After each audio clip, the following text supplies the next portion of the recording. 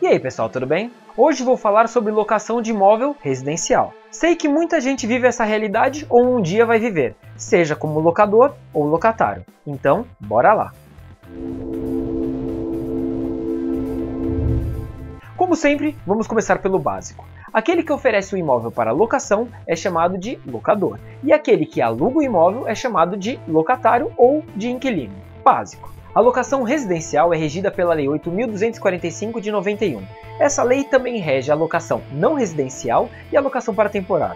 Geralmente, a locação residencial é feita por escrito, mas também pode ser feita verbalmente. Não se recomenda, mas pode ser feito. A lei estabelece que a locação residencial deve durar pelo prazo mínimo de 30 meses, ou seja, 2 anos e meio. Mas se eu fizer um contrato com prazo inferior a 30 meses, um contrato com prazo de 10 meses, por exemplo, eu posso? Pode, mas aí tem uma pegadinha. A lei estabelece que contratos inferiores a 30 meses prorrogam-se automaticamente em contratos de 60 meses. Como assim? Vou te explicar. Se você fizer um contrato de 10 meses, por exemplo, ao final desse prazo, esse contrato transforma-se automaticamente em um contrato por prazo indeterminado. E você só poderá retirar o inquilino após o total de 60 meses da permanência dele no imóvel. Ou seja, serão 10 meses de prazo determinado mais 50 meses de prazo indeterminado. E por que disso tudo? Porque ao elaborar a lei, o legislador entendeu que um prazo inferior a 30 meses não seria razoável para que o inquilino pudesse planejar sua vida e ter um mínimo de estabilidade.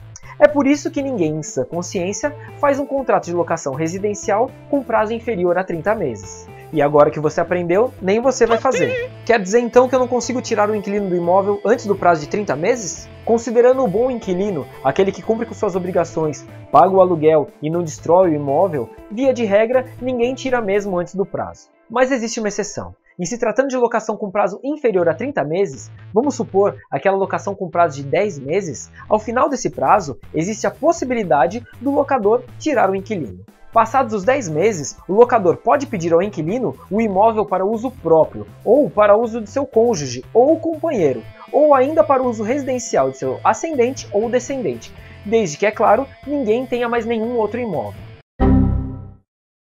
Entendeu? Mais ou menos, né?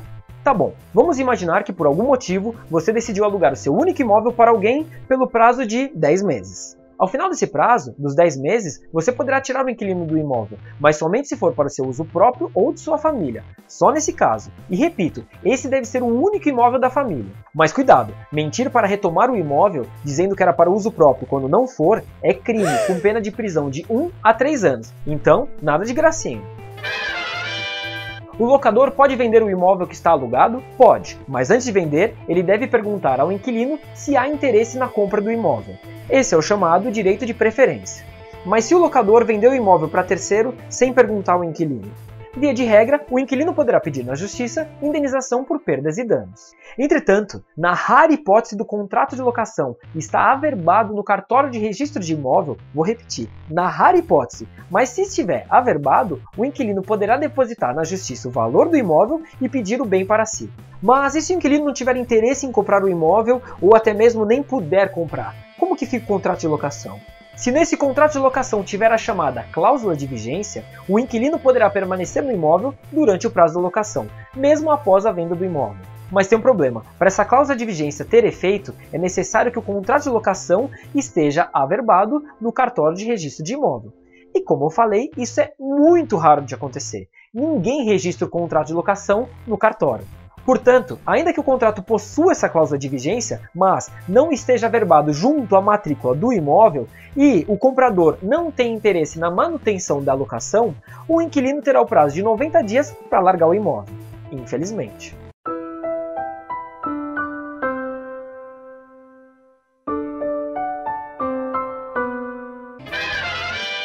Vamos falar rapidamente de benfeitorias. O que são benfeitorias? Benfeitorias são melhoramentos, obras, despesas ou construções realizadas no imóvel.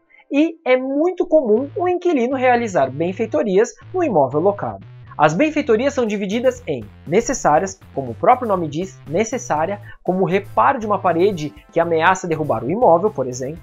Benfeitorias úteis, que são aquelas que trazem utilidade ao imóvel, como a construção de uma garagem coberta, por exemplo, que é bom para o imóvel, mas não é imprescindível. E as benfeitorias voluptuárias, que por óbvio não são úteis nem necessárias, mas que deixam o imóvel mais bonito, como um lustre de cristais no hall de entrada do imóvel, por exemplo.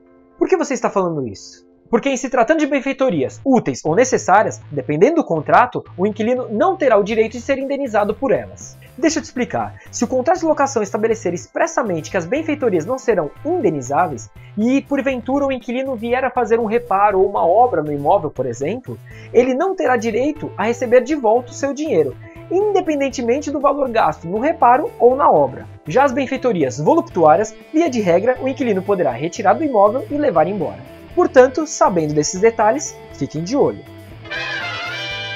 Garantias. A locação pode ser garantida da seguinte forma: caução, seguro-fiança, cessão fiduciária de cota de fundo de investimento e fiança. Todas essas formas visam proteger o locador, caso eventualmente o inquilino venha a descumprir alguma de suas obrigações. Mas tenha em mente que se você quiser se garantir de verdade, você deve contratar um profissional para te auxiliar. Contrate um advogado para elaborar ou analisar seus contratos. Não faça contratos com base em modelos da internet, nem mesmo aceite contratos padrão de imobiliários, pois a prática demonstra que a necessidade em resolver omissões ou impropriedades em contratos mal redigidos geram muito mais gastos, sem contar a dor de cabeça. É necessário entender que a assessoria jurídica não se trata de um custo desnecessário. Muito pelo contrário, trata-se de um investimento que com certeza vai te poupar de muitas noites sem dormir. Essa é aquela história. Se você for fazer, faça bem feito. E olha que quem avisa, amigo é.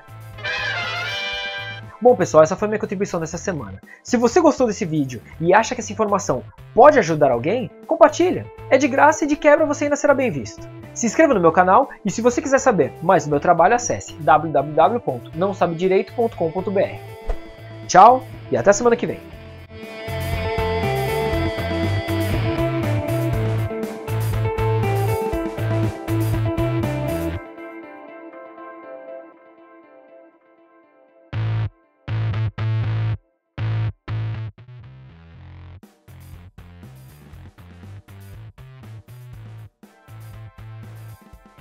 Oh yeah! Nice! Valeu!